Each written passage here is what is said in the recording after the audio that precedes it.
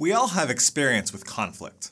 It is inevitable when working in teams, and can be one of the most challenging issues to deal with as a manager or leader. Let's start with an example.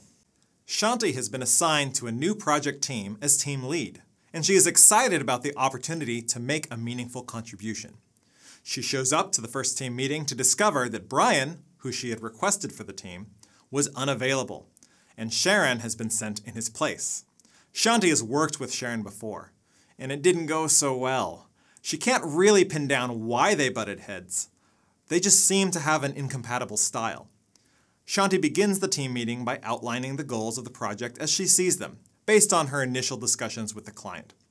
Almost immediately, Sharon starts to ask questions, challenging Shanti's directives. This frustrates Shanti. She has done a ton of background work already to get these objectives in place, and already Sharon is undermining her efforts to set up a clear direction for the team. She doesn't want to get off track with a limited meeting time, so Shanti politely says, "Thanks for that, Sharon. We appreciate your thoughts on this, but I've already got a good sense for what the client wants." Sharon doesn't look pleased, but that just annoys Shanti even more. How much nicer does she need to say it? Shanti tries to suppress her frustrations and pushes on with the meeting.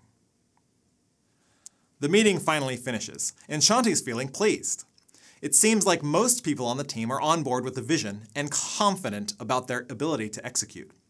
At this point, the team seems really cohesive. But as she passes by the coffee room, she overhears Sharon speaking to a couple of the other team members. I don't know why we even have these meetings if Shanti isn't open to what we have to say. Now Shanti is furious. She knows she needs to calm down, so she decides to go for a walk to stop herself from blowing up at Sharon. After giving it some thought, she decides to check in with Brian to see when he might be available to step in and replace Sharon. Okay, what is the problem here? If we ask Shanti, she would probably describe Sharon as a difficult person, exhibiting clear undermining behaviors. Maybe there are ulterior motives. Sharon started at the organization at the same time as Shanti, so perhaps she is jealous that Shanti was asked to lead the project team. Either way, Shanti already seems committed to replacing Sharon on the team, allowing her to avoid any future confrontations. But what do you think Sharon would say? There are at least two sides to this conflict. To begin to unpack a situation like this, it is valuable to first define the term conflict. Conflict occurs when two or more people disagree over issues of organizational substance and/or experience some emotional antagonism with one another. So, according to this definition, conflict involves at least two people engaged in a disagreement accompanied by negative emotions: anger, frustration, hostility, shame, fear, sadness, etc. However, not all conflicts are made equal. There are different types of conflict, and some are more functional than others. For example, Karen Jen makes the distinction between task, process, and relationship conflicts. Task conflict is a disagreement over the content or substance of a work task. For example, Shanti and Sharon may be arguing over the objectives for the project. Shanti wants to prioritize time and efficiency, while Sharon thinks it better to prioritize quality. The conflict here is relevant to task objectives. Process conflict is disagreement over the way a team goes about executing that task, the process of doing the work. For example, Shanti wants to be directive and assign sub-goals to individuals to execute, while Sharon thinks it is better to discuss each step of the project and make decisions collectively. Finally, relationship conflict is disagreement due to interpersonal incompatibilities. In this case, the conflict arises from incongruent personalities or interpersonal tensions that are irrelevant to the specific task at hand. These distinctions become particularly valuable because they help to define when different types of conflict are productive for the team and when they are detrimental. Jen specifies that task conflict can be constructive when it is over important issues that are central to task success, when dissenting views are valued by the group, when conflict is relatively low in emotionality, and when there is good potential for resolution. Consistent with Tuckman's model of team development, task conflict is also particularly valuable at the middle stages of the team engagement, during the storming phase. Process conflict can also be constructive, but only in moderation at the early stages of the team cycle. Process conflict at this point can help to define agreed-upon norms for execution. In contrast, relationship conflict is usually destructive at any point in the team cycle, and thus should be resolved as quickly as possible. Categorizing conflicts can be valuable for determining if the disagreement provides some benefit for the team, or if it is clearly an unwanted distraction. But in practice, it isn't always so clear-cut. Consider our opening scenario between Shanti and Sharon. To Shanti, it is very clearly a relationship conflict, born out of their past interactions and Sharon's difficult personality. But if we take Sharon's perspective, she may see this interaction as her attempt to offer a constructive counterargument, as task conflict, that may prove valuable for the team's future success. So, conflict is in the eye of the beholder. One person's task conflict may be another person's relationship conflict.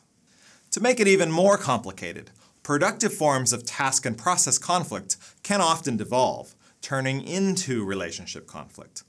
If the involved parties are emotional about their position or take criticism personally, the constructive discussion can easily escalate into relationship conflict. As a team leader, or someone stepping in to take leadership in the team, it is important to keep a close watch on these disagreements to make sure they remain constructive and don't get out of hand, particularly if your team is not yet accustomed to open discussions and critique. Left unchecked, relationship conflict can easily spiral out of control. That's because once we recognize we are engaged in a conflict, each party is likely to believe that the other party has opposing interests. When we are in a conflict, we assume that the other person is working against us, and therefore expect them to do something that will undermine our own interests and goals.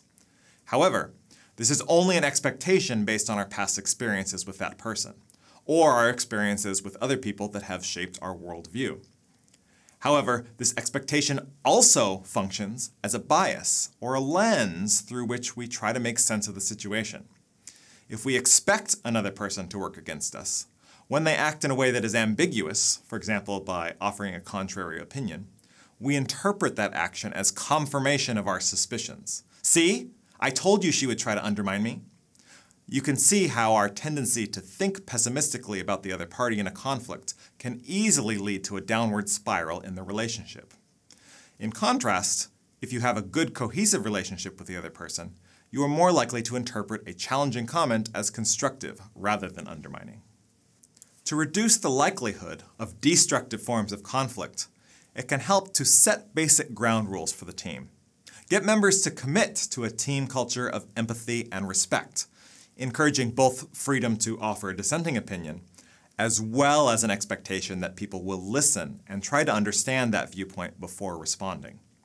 If you have developed a high-performance norm in the team, people will tend to understand challenging discussions as task-oriented, rather than as relationship conflict. Generally speaking, it is all about setting expectations.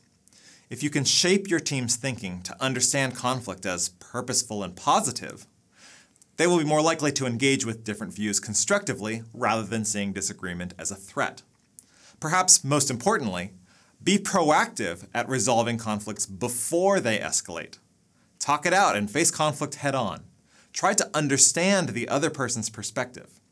Chances are they are not intentionally trying to undermine you.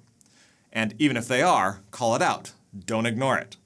If relationship conflict is allowed to fester, it is likely to provoke retaliation and spiral out of control.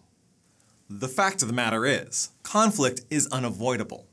So, your goal as a team leader is to leverage the constructive value of conflict in your team, while minimizing the potentially destructive consequences.